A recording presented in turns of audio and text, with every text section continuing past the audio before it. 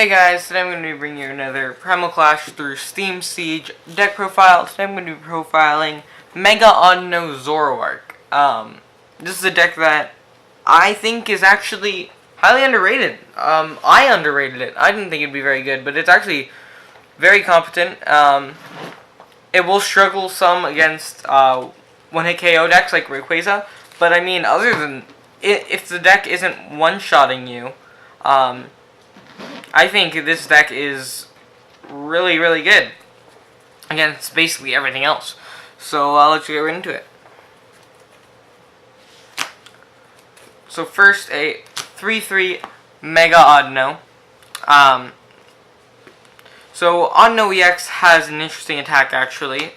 Do the wave for 3 colorless. Does 60 damage plus another 10 for each of your bench Pokemon. I'm not saying this is necessarily good, but it's very interesting, and you could use it when you need to. But obviously, the main attacker of the deck is Mega Audino EX, which does, for 3 colorless, 110 damage, and another, if you play the supporter this turn, 50 damage to one of your opponent's bench Pokemon. And that's a lot of bench damage to be doing, and not to mention, 110 is 2 hitting almost anything. Next, a 3/3 Zoroark line. So Zoroark has the stand-in ability, allows us to make it our active Pokemon. Then we can take advantage of things like Float Stone, which gives it free retreat, so that we can stand in and then retreat into whatever we want. But it also has the Mind Jag attack for a double colorless, does 10 damage plus another 30 for each of your opponent's bench Pokemon. So that's going to be your secondary attacker. This is actually kind of your way out against things like Mega Rayquaza, because if Mega Rayquaza is filling up their bench to knock out your Mega Audinos, then you're doing enough damage with Zoroark to one-shot a Mega Rayquaza. Next, we just play 1 Hoopa and 2 Shaman EX.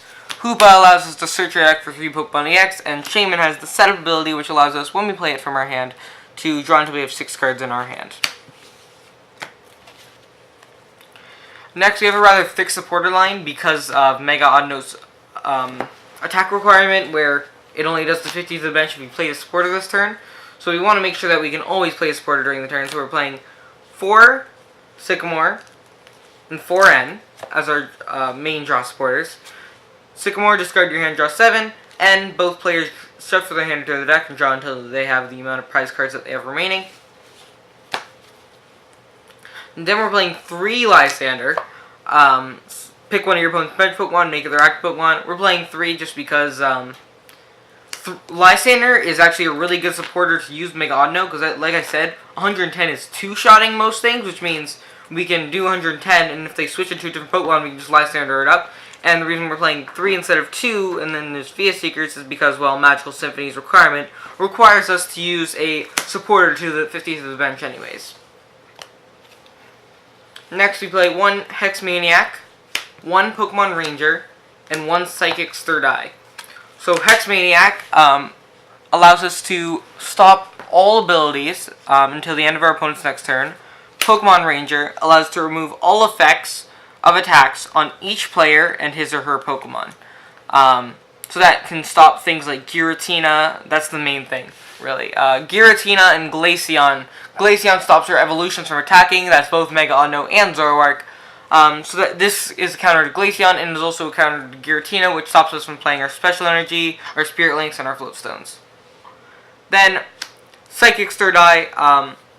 This is a card that I feel is kind of underrated. I think that it can be made to use. So, Psychic's Third Eye has 2 effects. First, your opponent reveals his or her hand, and then you discard from your hand as many cards as you like, and then draw the amount of cards that you discarded. The reason I like this is it's like a 5th Sycamore. It's not as good, obviously, but it can work as a 5th Sycamore in certain situations, and as well as the fact that it allows us to make our opponent reveal their hands. And I know you're thinking, like, oh, well, we could just use Captivating Pokepuff for that.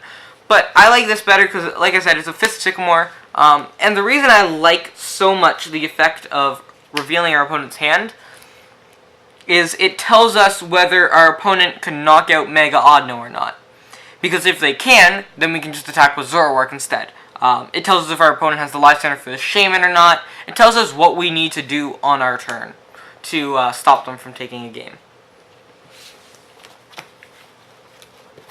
So that's 3, 6, 10, 14 supporters. So it's definitely enough that we can play one each turn for Mega Audino. Plus we also have 4 VS Seeker to reuse all of those supporters. Like, there's no way that we are missing the supporter for Mega Audino, honestly. Next, 4 Ultra Ball and 4 Trainer's Mail. Ultra Ball, discard 2 cards, search your deck for a Pokemon. Trainer's Mail will go with the top 4 cards of your deck and pick a trainer there and add it to your hand. Then 3 Mega Audino, 3 Mega Turbo. Sorry, not Mega Audino, Audino Spirit Link. So Audino Spirit Link makes it so that we don't have to end our turn when we Mega Evolve, and Mega Turbo allows us to attach a basic energy to one of our Mega Pokemon. And this just helps us get our second Mega Audino out. Our first one we can just do using manual attachments, but our second and third one we're going to want to use Mega Turbos to help us out. 2 Floatstone to end off our trainer line. This is just for Zoroark to give it that stand-in and then free retreat combo. Then finally for the energy, 4 double colorless and 7 dark energy. We played dark energy because, well, it was either dark energy or psychic energy. Psychic energy you can use for Hoopa, or you can just use dark energy to try and stall a turn with your Zoroas if you need to. There's no, like, no matter what basic energy you play, it's probably not going to matter. I just chose Dark to try and stall a turn with Zoroa if somehow we're dead drawing a lot. But obviously you need the double colorless because it's 2 colorless and it's 3 colorless attack cost. So 2 double colorless and 1 basic will do the trick. And that's the entire deck, guys. Thank you for watching, and I will see you in the next video.